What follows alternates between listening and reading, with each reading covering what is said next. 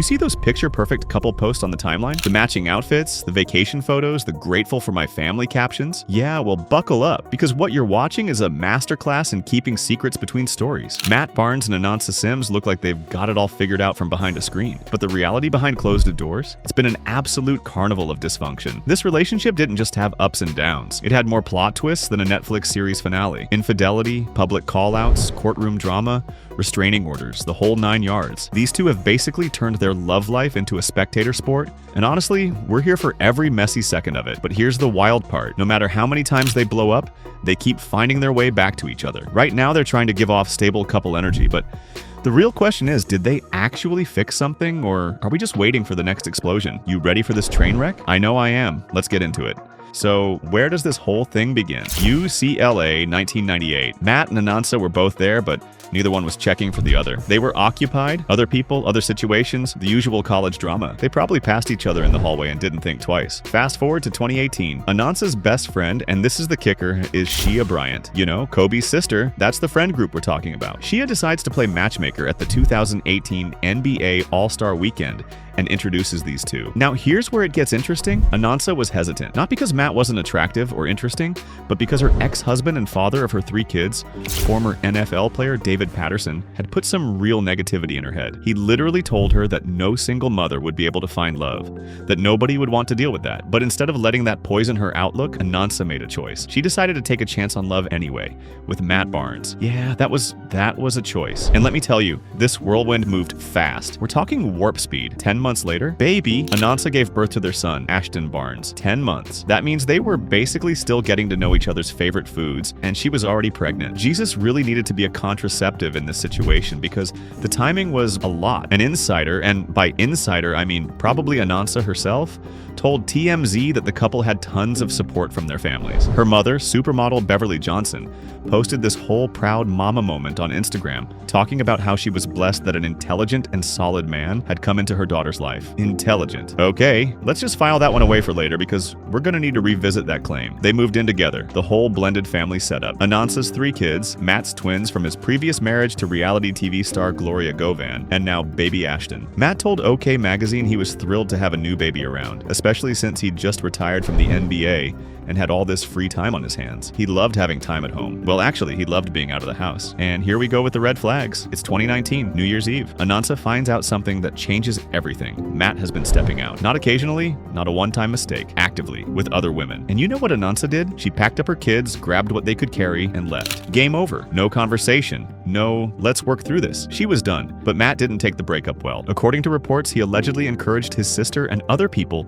to harass Anansa, which escalated things to the point where she had to file a restraining order. We went from New Year's Eve breakup to legal documents real quick. Then Matt decided to post a whole manifesto on Instagram, which he later deleted, explaining his side. And let me tell you, his version of events was creative. He claimed the relationship was never that serious anyway. He said once she got pregnant right after they started dating, he did the right thing by stepping up. He tried to make it work for a year, he said, but according to him, he did nothing wrong. He was just trying to provide for his child. And Anansa was painting a fake narrative with fake photos to make him look bad. Oh, and he accused her of keeping their son away from him. The classic baby daddy playbook: deny, deflect, and flip the script. But here's the thing. When someone moves out with a restraining order, that usually means something real happened. 2 months after breaking up with Anansa in February 2020, Matt was already linked to someone new, love and hip-hop star Sincerely Santana. Which, okay, fine, people move on. But it really proved his point that he wasn't actually invested in what he and Anansa had built. But then something shifted. By 2021, Matt started talking about accountability. He issued a public apology to Anansa. Was it genuine reflection, or was it realizing the grass wasn't greener? Who knows? But he made sure everyone saw him trying to make things right. And to really drive the point home, he got Anansa's name tattooed on his neck. His neck, the most visible real estate on the human body.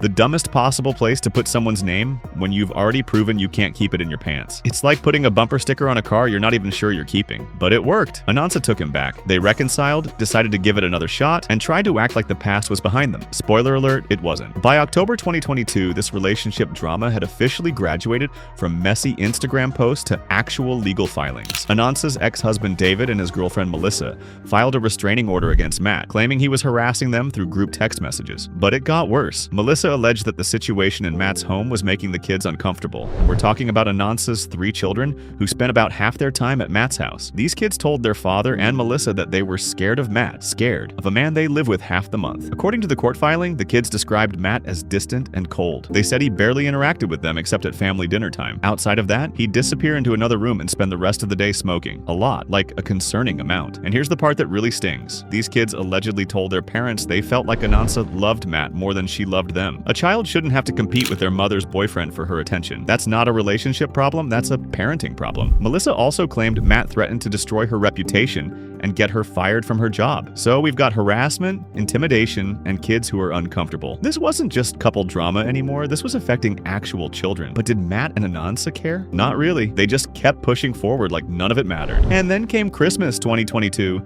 And Matt decided this would be the perfect time to propose. During the holidays. Festive, right? He got down on one knee in front of a massive Christmas tree, slid a massive diamond ring on her finger, and basically said, let's lock this in forever. It was giving Hallmark movie energy, all the sparkle, all the drama of the moment, all the hope that maybe this time would be different. Anansa said yes, because apparently a big ring and good lighting can make you forget about restraining orders and scared stepchildren. Fast forward 1 month, January 2023. Matt and Anansa are engaged. Everything's supposed to be perfect. And then Matt runs into David, Anansa's ex, at an NFL playoff game. And it went off. Video caught everything. Matt and David got into a full confrontation right there in the stands. They exchanged words, things got physical, and Matt spat on David. Full on spit. Like we're in elementary school playground energy. Security had to step in and separate them because it was about to become a whole different kind of altercation. 2 days later, Matt filed for a restraining order against David, claiming David was the aggressor. He said David hunted him down at the stadium, yelled profanities, worked up the crowd against him, and shoved him. And according to Matt, the spitting was just him expressing disgust. But here's the thing, you're not supposed to spit on anybody. That's not how civilized adults handle conflict. That's not how people in committed relationships handle conflict. That's not how a man engaged to be married handles anything. That's just nasty behavior, and all the excuses in the world don't change that. Matt also claimed David had been harassing him for months out of jealousy. He even said David threatened him with a weapon at some point, but the judge wasn't buying it. Matt's restraining order against David got dismissed. So all that drama, all that legal maneuvering, all that he started it talk, it didn't work. The court essentially said, not happening, and Matt went back to his life with an engagement ring and zero legal protection. But here's what's wild. Despite all the courtroom chaos, despite the restraining orders and the spitting and the scared kids,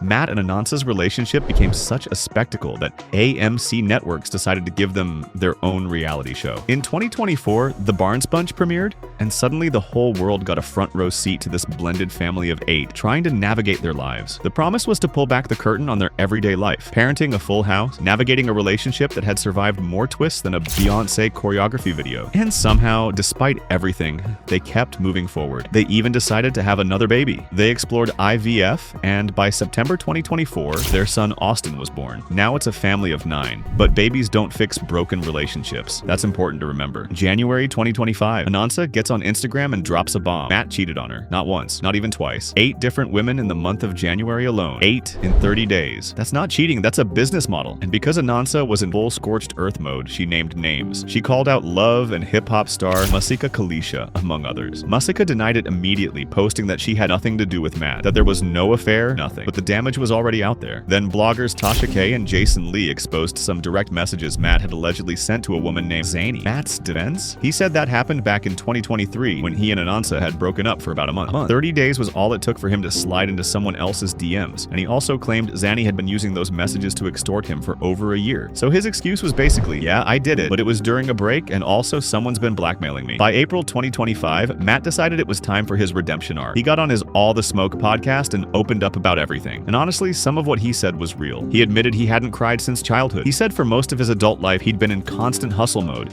chasing money, being the provider, taking care of everyone else. He never actually processed his emotions.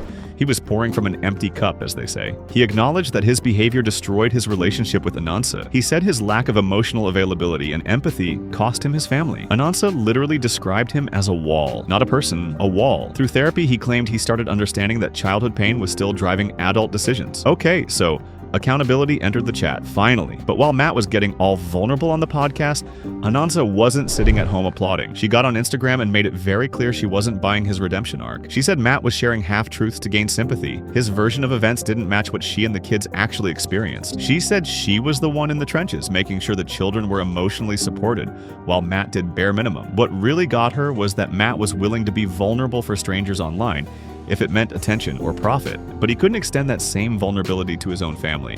And more importantly, he still hadn't actually admitted he cheated. He was doing the whole therapy talk without taking real responsibility. She also made it clear that she and the kids paid the price for Matt's constant, selfish, toxic choices. And she ended her post with a message that was crystal clear. Keep her name out of his mouth, stay in therapy, and find God. It seemed like they were done for good, but then Christmas 2025 rolled around, and they were back together. Matching pajamas, couple photos, the whole narrative reset. We nicknamed her Anna Boo Boo the Fool Sims, because at this point, the pattern was undeniable. Then in January 2026, Essence magazine reported that Matt and Anansa didn't just get back together, they got married. At the beginning of 2026, they said, "I do. This is going to last," said absolutely nobody ever. Look, we're not saying it's impossible, but what are the realistic odds that a man who cheated with 8 different women in a single month, who had to get therapy to understand his emotions, who spat on his fiance's ex at a football game, has suddenly become the faithful family man Anansa has been praying for? We'll be keeping an eye on this situation because something tells us this marriage has an expiration date. But for now, we wish them all the best. Actually, no, we don't. But we'll be watching. That's the Matt Barnes and Anansa Sims saga. If you enjoyed this mess, let us know down below. And thanks for watching.